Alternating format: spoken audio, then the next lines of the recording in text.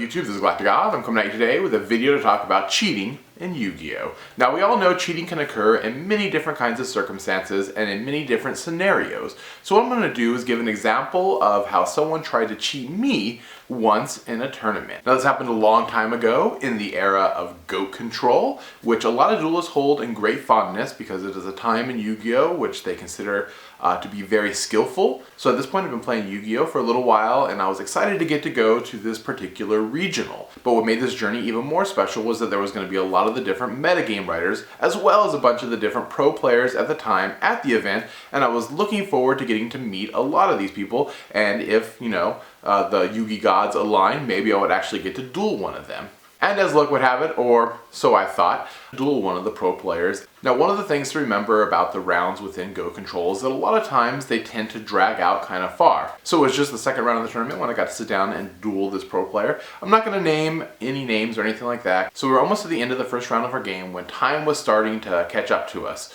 And I noticed that my opponent's deck was getting kind of low. So I figured the best way I had to beating him at this point was to kind of try and stall him out and allow him to deck out. Now, one of the cards that was really popular in this era because of all the scapegoats that were being played was Air Knight. Now, Air Knight has a mandatory effect that whenever you do damage, you draw a card. But what made him really good during this era was that he had a trample-like effect. So if you hit a goat, you would still do his 1900 points of damage and get to draw a card. So the goats weren't exactly protecting you very well. So it gets down to it, and he draws his final card, and he knows he's got to beat me that turn. So what he does is he sacrifices one of his low attack monsters for an Air Knight so he can get that extra amount of attack in order to finish me off. But then he does something I didn't quite really expect. Instead of attacking with Air Knight last to finish me off, he actually attacks with Air Knight first. And so then I tell him, well, you just attacked with Air Knight, so you technically just now lost the duel. And he tells me, oh no, you can't lose a duel from drawing off of Air Knight's effect. And then,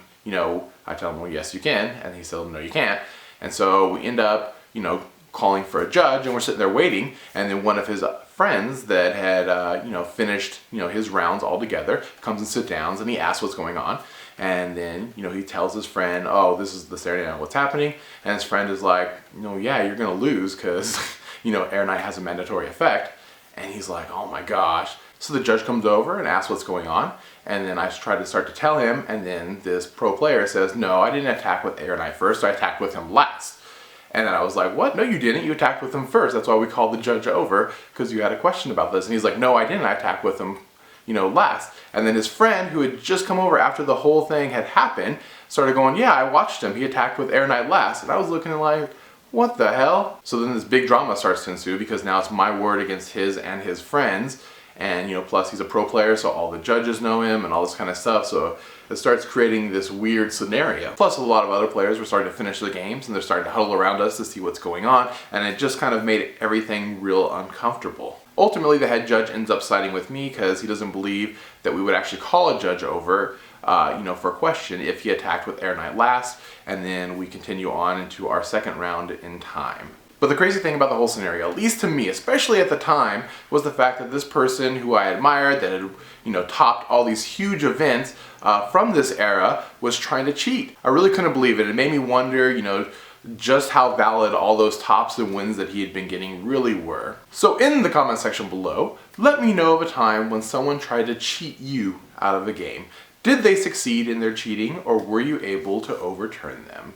And I guess that's it for now. This is GalacticGod, out.